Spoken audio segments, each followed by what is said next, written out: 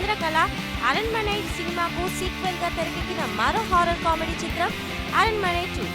ఈ చిత్రాన్ని కళావతి పేరుతో తెలుగులో అనువాదం చేసి రిలీజ్ చేశారు. సౌత్ ఇండస్ట్రీలో మోస్ట్ సక్సెస్ఫుల్ జానర్ గా పేరున్న హారర్ కామెడీలో తెరకెక్కిన ఈ సినిమాపై భారీ అంచనాలు ఉన్నాయి. ముఖ్యంగా సిద్ధార్థ్, త్రిష లాంటి స్టార్లు కూడా యాడ్ అవ్వడం వల్ల సినిమా మీద అంచనాలు పెంచేసింది. మరి చంద్రకళకు సీక్వెల్ గా తెరకెక్కిన కళావతి తెలుగు ఆడియన్స్ ను ఏ మేరకు భయపెట్టిందో చూద్దాం.